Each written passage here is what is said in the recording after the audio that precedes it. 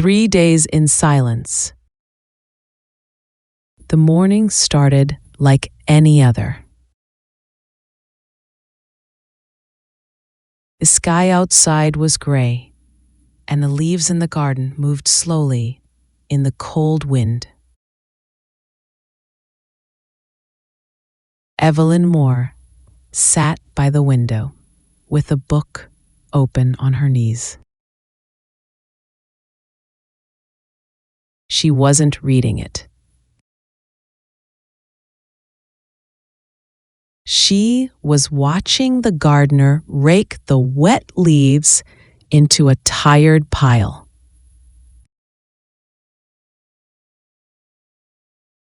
At 9 o'clock, the head nurse, Mrs. Carter, came into the lounge. She clapped her hands once, gently, and smiled.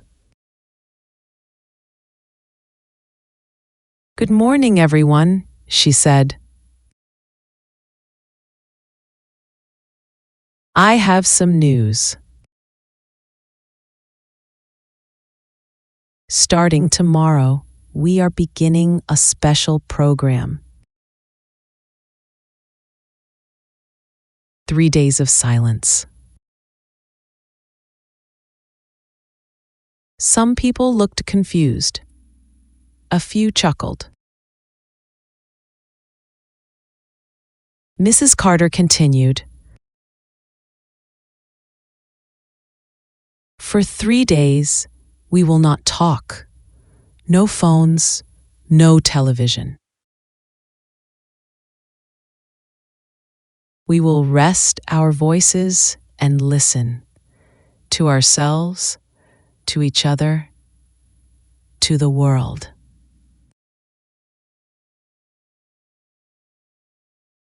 A man in the corner, Mr. Dawson, laughed loudly. "Sounds like prison." Some of the residents murmured in agreement. Evelyn said nothing. She closed her book slowly and looked back at the garden. Silence. 3 days of silence. It sounded like nothing new at all. She had been living with silence for a long time. The next morning, the house felt different. No voices in the hallways. No television sounds from behind doors. Only the soft creak of floors and the whisper of slippers on the old wooden stairs.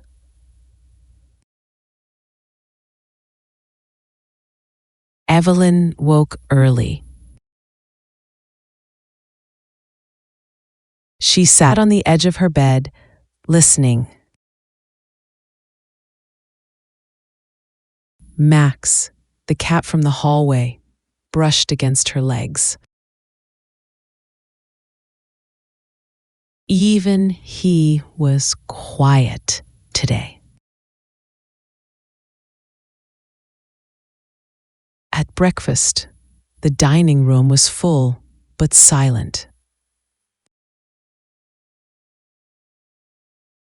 People smiled politely and nodded instead of speaking. Spoons tapped gently against bowls. Cups clicked on saucers. Chairs scratched the floor. Evelyn took her oatmeal and sat by the window, like always.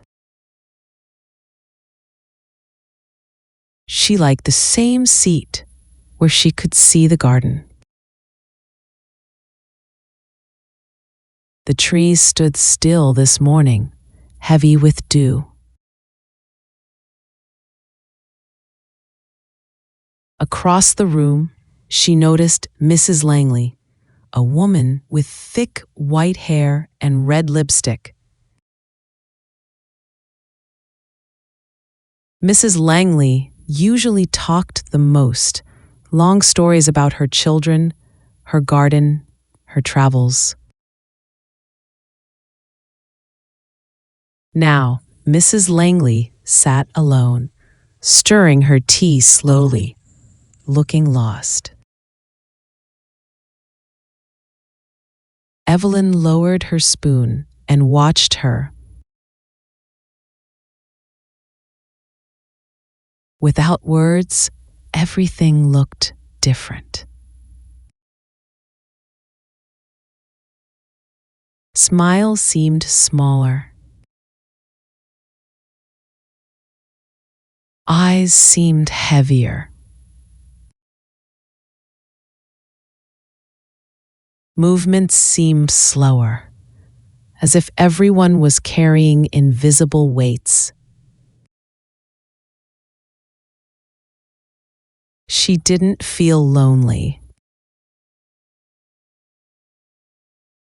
She felt aware. Every clink, every breath, every tiny gesture felt louder in the silence. It was not empty. It was full. After breakfast, Evelyn put on her cardigan and walked outside. The garden was almost empty. Only Mr. Dawson sat on a bench near the roses, looking half asleep.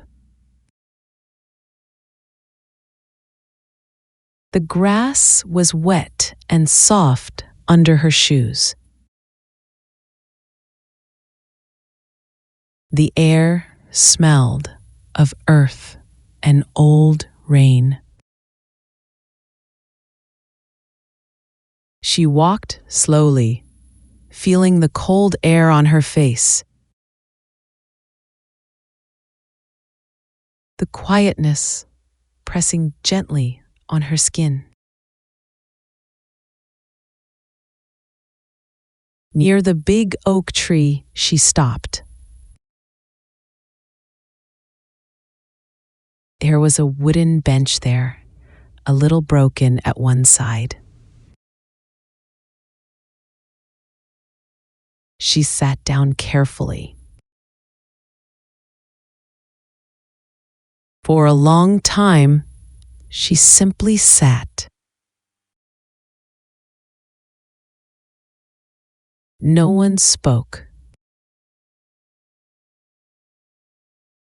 No one called her name. No one asked if she was comfortable or needed anything.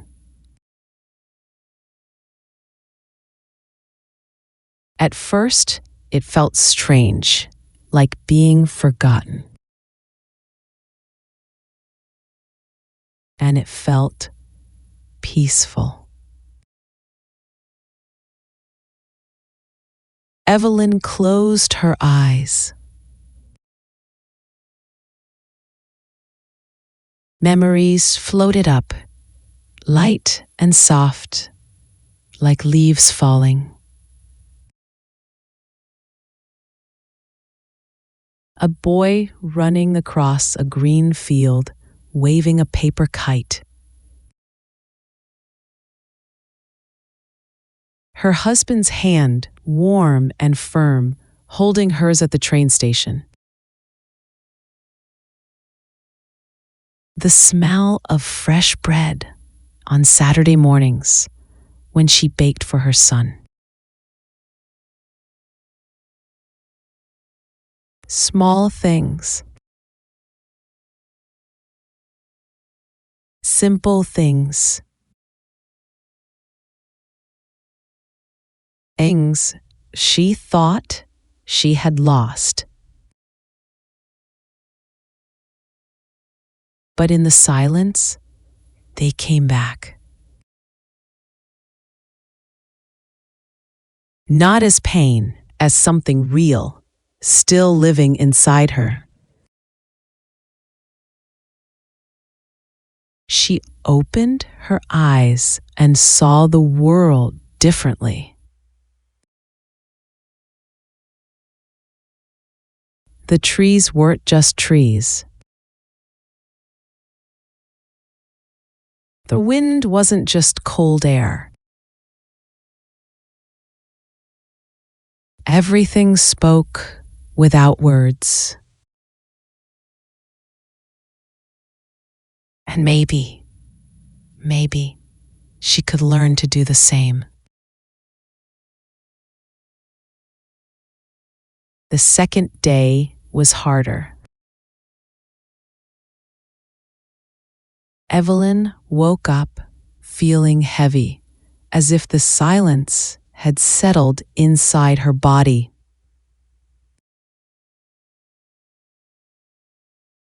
In the hallway, she passed Mrs. Langley again. Mrs. Langley smiled tightly and quickly looked away. Her lipstick was smudged, and her hands shook slightly. At lunch, the dining room felt colder. People didn't smile as much. Some stared at their plates. Others looked at the windows, at the trees, anywhere but at each other. The weight of unspoken words hung in the air. Later, Evelyn walked through the halls. She heard small sounds behind closed doors. A quiet sob, a deep sigh, the rustle of paper. She knew the sounds of sadness. She had lived with them before. She went back to the garden. A bench under the oak tree was wet from morning dew, so she stayed standing. The wind picked up, lifting the fallen leaves in short, nervous bursts.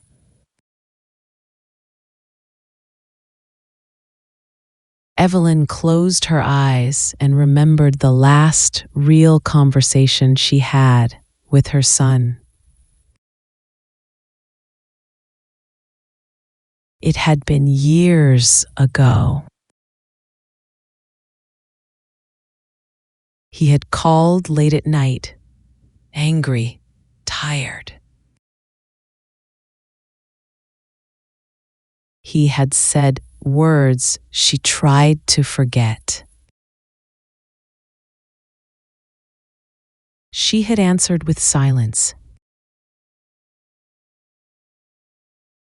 She thought silence would protect them both. But now she saw it differently. Silence was not always kindness. Sometimes silence was fear. She opened her eyes and felt something shift inside her. Not painful, not easy, but necessary. She stood there for a long time, letting the cold bite her cheeks, letting the world turn quietly around her. Maybe silence wasn't an end. Maybe it was a beginning. The third morning was colder.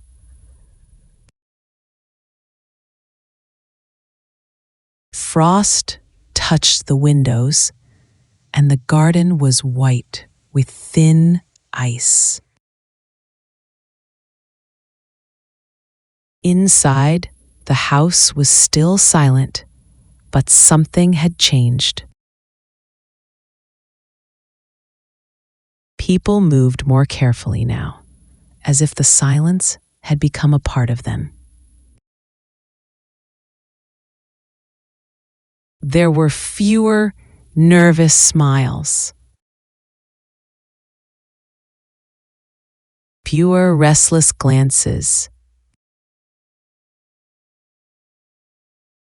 Something softer filled the space between them, a kind of quiet understanding.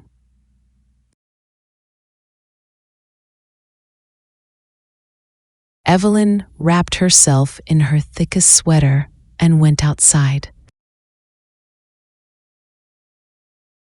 The bench under the oak was covered in frost, sparkling like tiny stars.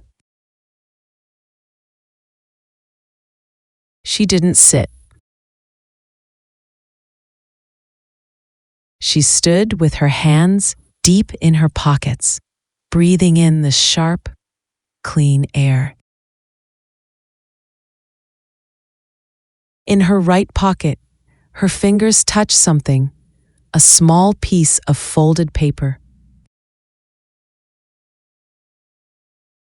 It was a note she had written the night before.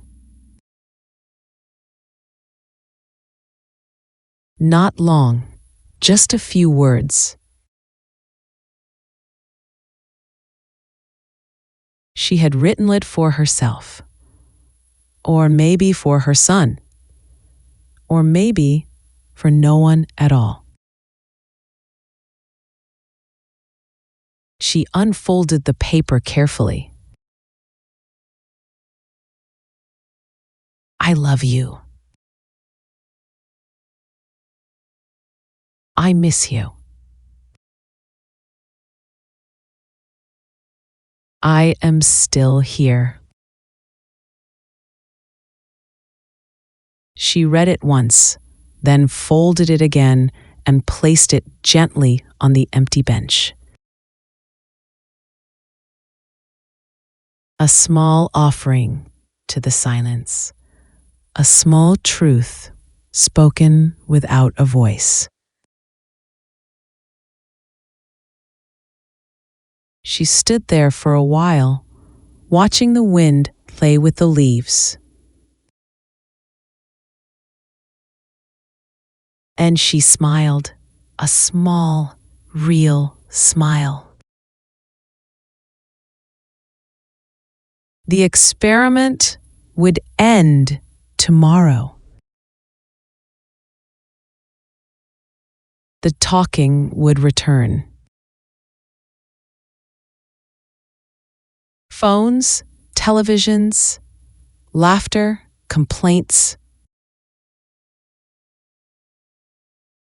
But something inside her had already changed.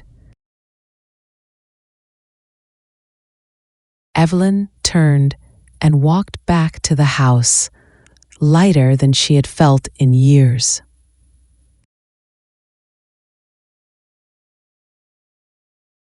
The fourth morning came with golden light. The frost was gone, and the garden shone with soft mist. Birds sang, small bright notes that sounded louder after so many silent days. Inside the house, people spoke again. Quiet greetings floated through the halls. Good morning. Did you sleep well? Lovely weather today. The world was noisy once more, but softer too. Evelyn sat at her usual place by the window.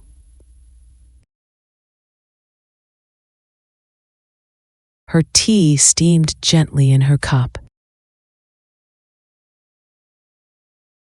Mrs. Langley passed by with a tray. She stopped and smiled, a real smile, the kind that reached her tired eyes. Evelyn smiled back and lifted her hand in a small wave. No words were needed.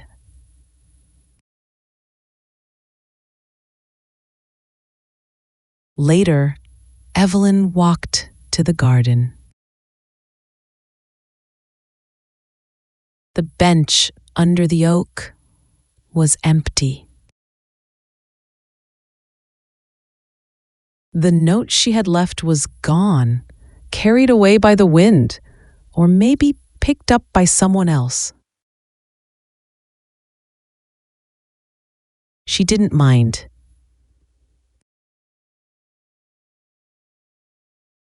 The important part had already happened. She stood there for a moment, breathing in the cool, sweet air. Then she turned and walked back inside, ready at last to speak again. Not to forget the silence, but to remember what it taught her.